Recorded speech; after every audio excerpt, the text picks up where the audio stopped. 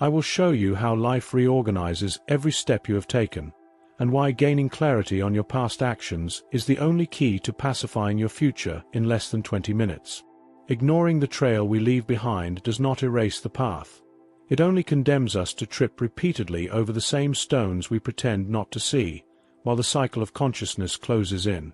Through decades of observing the geometry of the human soul and the laws of practical spirituality, I have understood that no one walks unscathed over the pain of others.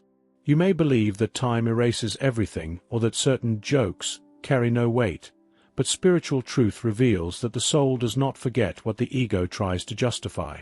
Throughout this journey, you will learn to recognize that every choice you make is a seed planted in the structure of time, requiring you to assume the role of a conscious gardener of your own existence.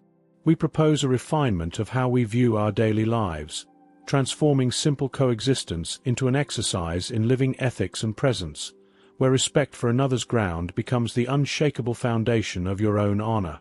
The ground we walk on is not just earth and stone, it is an extension of our own consciousness.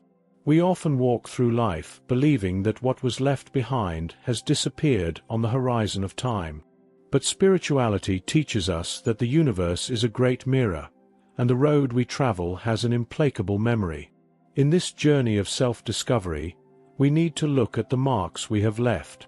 If your path seems arduous today, perhaps it is time to listen to the echo of your own footsteps. And what if the pain you feel today is actually a language of your soul, trying to guide you toward a course correction?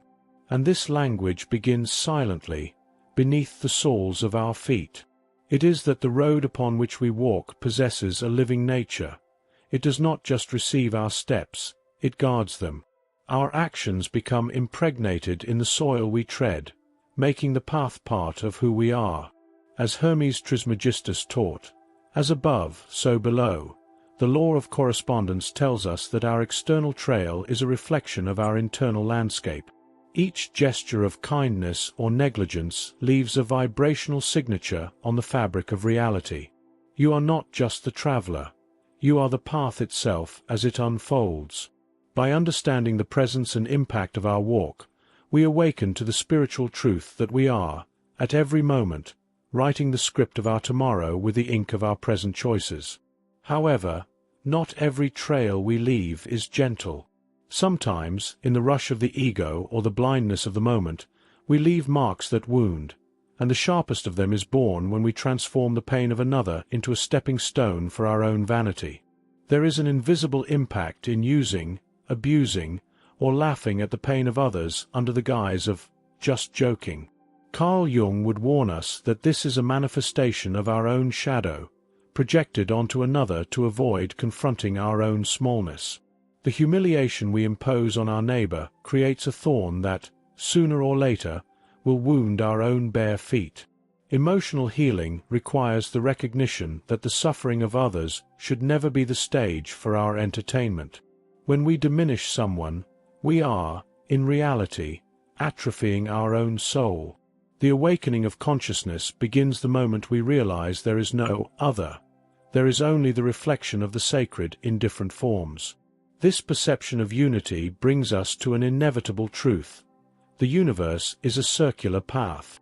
Everything we cast toward the horizon eventually finds us again, requiring the soul to return, stripped of its masks, exactly to that point where the balance was broken. Why does the soul, at some point, need to return barefoot over where it has passed? This is the paradox of inner transformation. As in the philosophy of Buddha, causality is a continuous flow. We need to revisit the places where we were unjust, not as punishment, but out of a need for balance. Returning barefoot means returning with vulnerability, without the protections of the ego. It is in this return that consciousness expands. Life returns us to the old path so that we may, finally, collect the shards we left behind and transform guilt into silent wisdom. This return is not an external settling of accounts, but an invitation to begin inhabiting a new kind of ground, a soil where righteousness is not an imposed rule, but the very substance that sustains our walk. The practice of planting respect and correction without dishonoring the other is the basis of human honor. The Stoics, like Marcus Aurelius, taught that our only real possession is our integrity. Treating the ground of another with dignity is ensuring that our own ground remains fertile and secure. Reconnection with the being requires that every word uttered and every action taken be seeds of justice. By establishing dignity as our ground, we create a field of presence where peace is not a goal, but a natural result of our character. And when this character becomes our firm soil, our way of acting in the world changes. We stop reacting to the shadows of the path and start walking with clarity, learning the art of setting boundaries without needing to become the source of new pain. How do we walk while setting clear boundaries without necessarily hurting those who cross our journey? Jiddu Krishnamurti spoke about the freedom that comes from observation without judgment. Lucid action is that which is born of discernment, not emotional reaction. We can say no, we can change direction, and we can move away from what harms us, but we must do so with the purity of one who does not wish to generate new suffering. This is living with a sense of purpose and emotional maturity. It is being like the river that, upon encountering an obstacle, flows around it fluidly without trying to destroy the rock.